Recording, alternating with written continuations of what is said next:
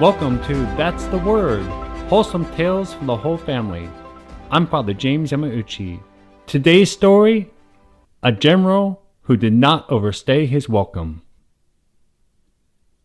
The farmer wiped his brow as he turned to consider the delegation. Blue sky spread over the newly tilled farmland. The leader of the delegation addressed him. "We have a commission for you from our country's assembly, which we pray might turn out well for you and the state." "Is everything all right?" the farmer asked. Everything was not all right.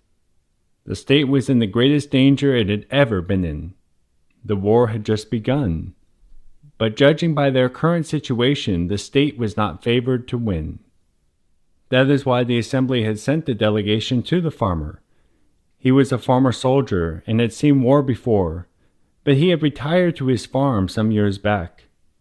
But that commission was much different than this present commission.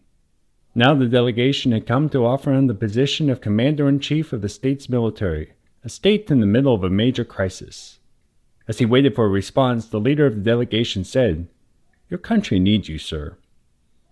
The farmer nodded. "As the assembly desires it, I will take on this momentous duty and exert every power I possess in the service of the country."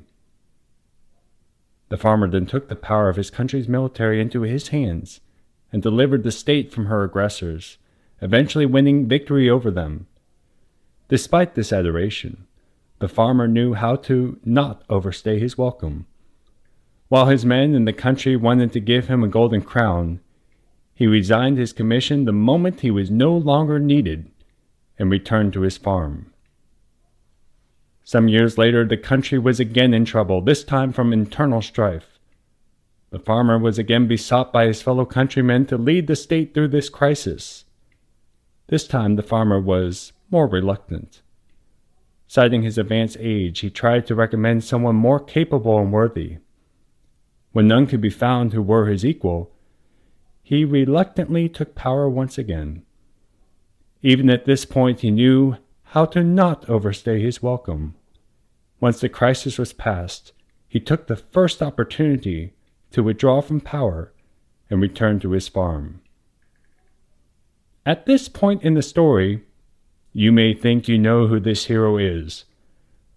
A man who was called upon to defend, then lead a fledgling country. A man some wanted to make king, but who retired to his farm. A man who, even when he was later made leader of his great country, retired at the earliest moment and again returned to his farm. A man who, when his country's enemy heard of this resignation, thought him the greatest character of the age. A general, father of his country, president of the United States, and owner of a farm called Mount Vernon, a farmer named George Washington. As great a man as George Washington was, he is not the subject of today's story. Washington is, in fact, an echo of another great man, general, statesman, and farmer. We would be remiss to forget this great man, the greatest character of his age. When his country's army was surrounded and threatened with complete destruction, he was literally called from his plow in the field and given absolute control of the state. He raised an army, completely defeated the enemy, and resigned within 16 days. When the state was rocked by an uprising and civil strife threatened, he tried to refuse the office pressed upon him, but took it at the pleading of his countrymen. He restored peace and resigned his unlimited powers after just 22 days. Washington, by his own choice, never tasted absolute power. This man was given absolute power not once but twice, each time giving it up once his duty was accomplished. A man who was twice made dictator of his country, an ancient republic named Rome, a farmer named Lucius Quintius Cincinnatus. And for this week, that's the word. So, Jumper, how do I do this name again? Cincinnatus. Cincinnatus. I keep wanting to say Cincinnatus. Lucius Quintius Cincinnatus. I got it right? That's correct. That's not the American way, though, of saying it. Cincinnatus. Cincinnatus. Okay, Lucius Quintius Cincinnatus. And that's really technically the wrong way of pronouncing it, but that's the way everybody knows him in America. I bet when you go up to the pearly gates and if he's there and stuff, you'll be like, hey, Cincinnatus. And he'd be like, Koi? Que cosa fa? Como me llama?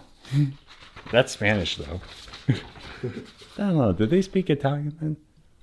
Was it just Latin? I think they were just speaking Latin. So Cincinnatus, not Cincinnatus. Folks, Cincinnatus is how he would recognize his name. But for the sake of this podcast, we'll go with Cincinnatus.